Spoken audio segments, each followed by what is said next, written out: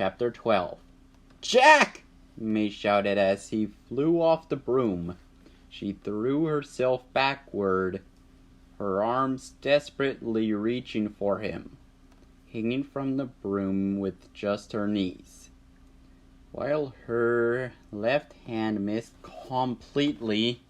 Her right hand grazed his shirt a fraction of an inch from grabbing it. Jack's flailing arms fortunately made up the difference. He grabbed onto May's right arm with both hands, almost yanking her off the broom as well. Jack locked his fingers around May's arm with a death grip as he hung suspended over miles of empty air. He tried to yell at her to stop the broom, but for some reason his lungs wouldn't work, as he couldn't get out more than just a wheeze. "Out on!" May yelled to him. "And don't look down!" Trusting that she knew exactly what she was talking about, Jack fixed his eyes forward again, expecting to see the horizon. Instead, he saw something large, gray, and rocky. They were headed straight for a mountain. Jack frantically sucked in some air, intending to make his voice work whether it wanted to or not. "Pull up!" he screamed. "What?" May yelled, the wind making it hard to hear much of anything. Unfortunately, hanging backward as she was, the princess couldn't see the large amount of stone they were about to slam into. "Mountain!" Jack screamed back. Not knowing what else to do, he flexed his arms, pulling himself up a bit, then dropped suddenly, jerking May and the back of the broom down as hard as he could. The front of the broom shot up, rising just enough for them to miss the mountain. At least May and the broom would. Jack unfortunately lost his grip on May's arms when the broom began to climb, and down he fell. Jack! Jack heard May yell until the wind in his ears and the growing distance from the princess wiped out the last of her scream. As he tumbled through the open air, his heart beat so hard it felt like it was going to break open his chest. Jack quickly reached over his shoulder and pulled off his grandfather's bag with all the old man's most powerful magic items. As the trees rushed up at him with an alarming speed, Jack knew he had time for just one try. He thrust his hand into the bag, grabbed the first thing he found, and pulled out a feather. A feather! Jack's eyes lit up and he smiled, the wind pulling at his cheeks. A feather might be perfect if it was a feather from some kind of magical bird. Maybe its magic would let him fly. Desperately, he wiped the feather all over himself, hoping to make the magic work that way. When nothing happened, Jack frantically blew on the feather, then crushed it in his hands, closing his eyes and willing to let himself with all his might to stop falling. And as if by magic, he stopped. The sudden jolt sent his stomach into his shoes, and Jack glanced down to find himself maybe a dozen feet above the trees, swaying slightly in the wind. The feather had done it! He wasn't dead! He was flying! Jack's laughter grew almost hysterical. He was so happy. "I'm flying!" he shouted to no one. flapping his arms like a bird. "I'm flying! Up, Feather! Let's go up!" And just like that, he rose higher in the air. He flapped his arms a bit more, but it didn't seem necessary, so he stopped. Not that it mattered. He was going to be just fine. "Princess!" he shouted, looking up. "Princess! I'm flying! I'm flying!"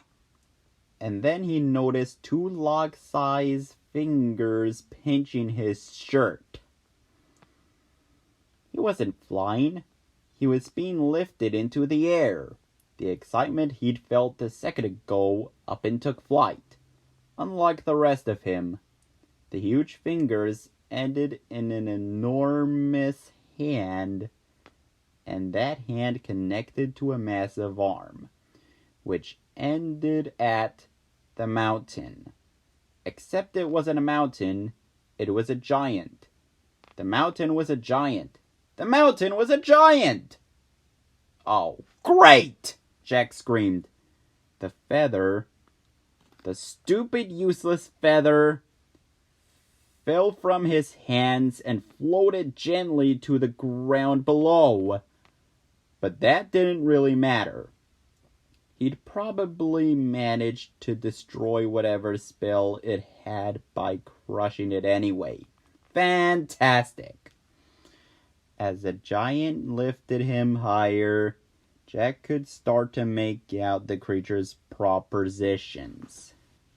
What Jack thought were stones was actually a rumpled gray shirt, its buttons larger than Jack's head.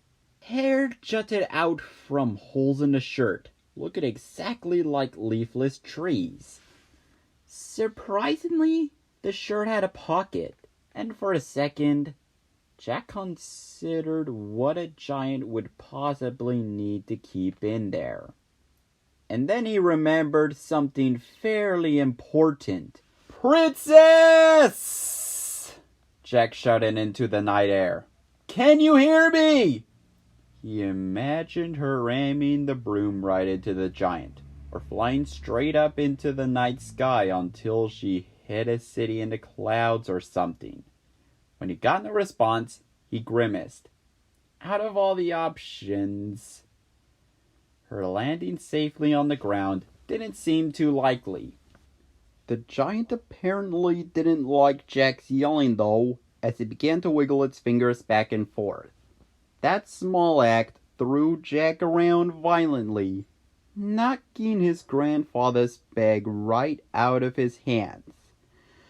As soon as Jack's eyeballs stopped shaking in their sockets, he lunged to grab it, but it was much too late.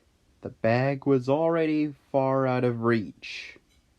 As he watched it fall to the ground, Jack said goodbye to his best shot at saving himself. Satisfied that his captive was done screaming, the giant began lifting Jack again. He passed the creature's squat, creased neck and what seemed to be a chin or two before finally stopping at the giant's face. A few feet below him, the giant exhaled, sending a brief, tornado-like wind that almost blew Jack right out of his shirt. The smell of the giant's breath was even worse than the strength of the wind, though. If a herd of animals had died in the giant's mouth, it couldn't have stunk more. Jack gagged his way past the breath, only to find himself staring up into a virtual jungle of hair, jutting out from twin cavernous nostrils beneath the giant's enormous hooked nose. Trying to look away, Jack found himself eye to eye with a pupil the size of his fist in the middle of an eye, as blue as a robin's egg. The monster stared back almost curiously. "So," Jack said, twisting around at the end of the giant's fingers. "You're a big boy, huh?"